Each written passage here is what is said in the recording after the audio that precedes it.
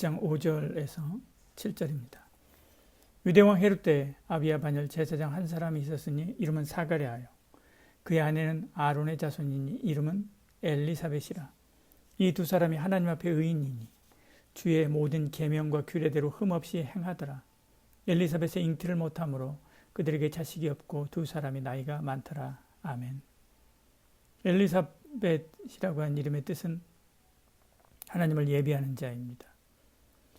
그 남편 사가랴는 제사장입니다.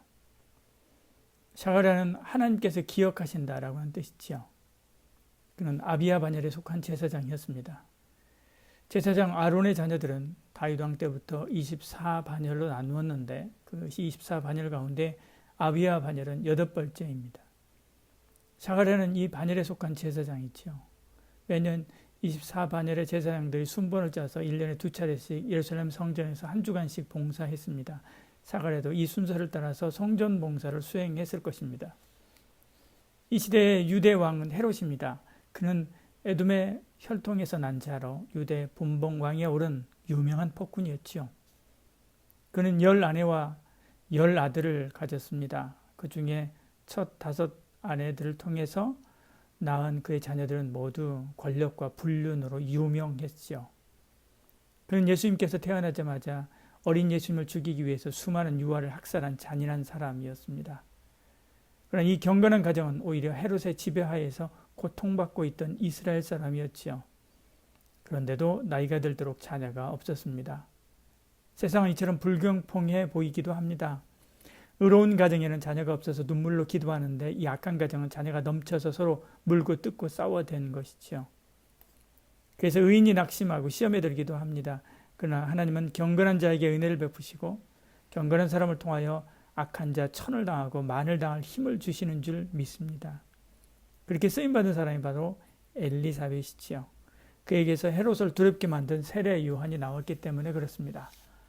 헤롯은 예수 그리스도의 오심을 막으러 보낸 사단의 개였다고 한다면 엘리사벳은 예수 그리스도를 영접하러 보낸 세례 요한을 예비한 하나님의 사람이었지요. 우리도 그렇습니다. 불의한 세상 두려워할 거 없습니다. 불평할 것도 없습니다. 우리가 할 것은 언제나 그렇듯이 경건한 삶으로 주께 가까이 나가는 것입니다. 혈과 육을 싸워서 이겨낼 그 힘은 내게서 나오지 않습니다. 위로부터 주셔야 하기 때문에 그렇죠. 보십시오.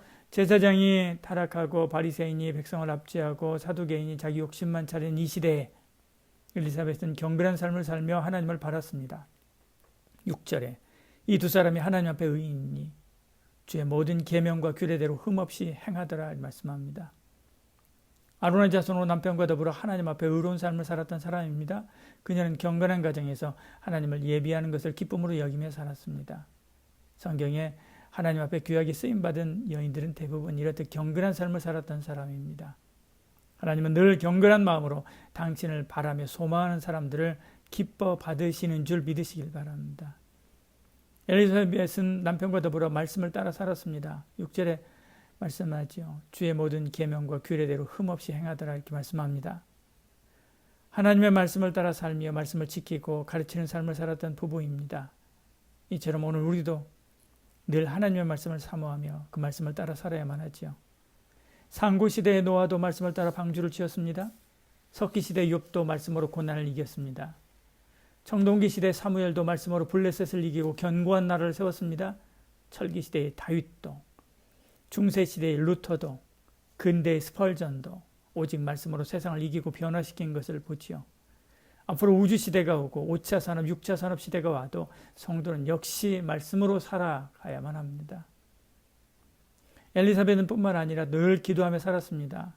하나님의 능력과 돌보심을 구하는 마음으로 기쁠 때는 슬플 때는 항상 기도합니다. 그 기도가 엘리사벳을 세례 요한이라고 하는 축복의 아이를 잉태할 믿음의 그릇이 되도록 키워갔던 것이지요. 성경 인물들을 보십시오. 기도하지 않은 사람이 있는가?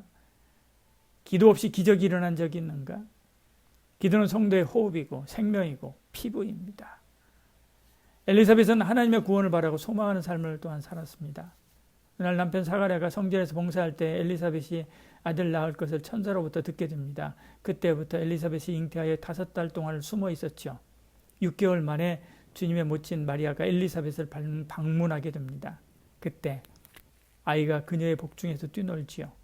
그것을 보고 엘리사벳이 찬송하며 내 무난한 소리가 들릴 때 내 복중에서 아이가 뛰놀았다라고 노래합니다. 세례 요한이 복중에 있는 복중에서 제일 먼저 예수님을 만나기를 바랐던 것이죠.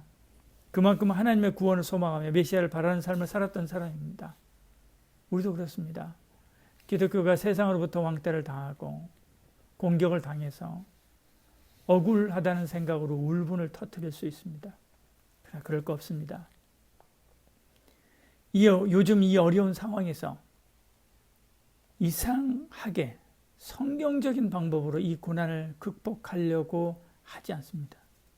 세상적인 방법으로 극복하려고만 말하죠. 환난 당할 때 믿음의 선배들이 했던 신앙의 기본 원칙으로 우리는 다시 돌아가야 됩니다. 금식하고 기도하고 말씀을 붙잡고 회개하며 하나님의 구원을 소망해야 되지요. 우리의 시선은 불의한 세상이 아니라 저 하늘로 향해야 됩니다. 하나님의 구원을 소망해야 합니다. 그러면 사사시대의 민족의 지도자를 보내서 고난의 어려움을 이기게 하신 것처럼 이 어려움도 이기게 하실 것입니다. 엘리사벳은 헤롯이 통치하는 어려운 시대, 제사장의 아내라고 하는 어려운 자리에 있었습니다. 그러나 늘 기도하며 예수 그리스도의 구원을 소망하며 경건 생활에 힘썼기 때문에 세례 요한을 예배하는 귀한 그릇으로 쓰임받은 것을 보지요. 저와 여러분도 이 시대가 아무리 어렵고 세속적으로 타락했다 할지라도 경건한 마음으로 말씀 붙잡고 기도하며 하나님을 바라는 그런 신앙인으로 바로 서서 하나님의 은혜를 충만히 받으시기를 소원합니다. 그리고 이 어려운 시대를 극복하고 또 이겨내는 하나님의 사람이 되기를 축복합니다. 기도하겠습니다. 사랑이 많으신 우리 하나님, 어려운 시대입니다. 불의한 자가 득세합니다. 교회가 공격을 받습니다. 그리고 성도들의 신앙이 무너지는 소리가 들립니다. 그러나 이때도 하나님께서는 경건한 자들을 붙잡고 계시는 줄 믿습니다. 그들의 기도를 들으시는 줄 믿습니다. 그들의 말씀을 붙잡고 일어날 수 있도록 은혜 주시는 줄 믿습니다.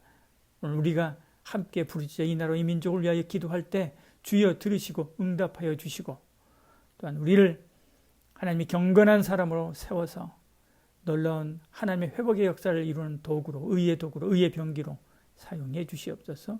예수님 이름으로 기도드리옵나이다. 아멘.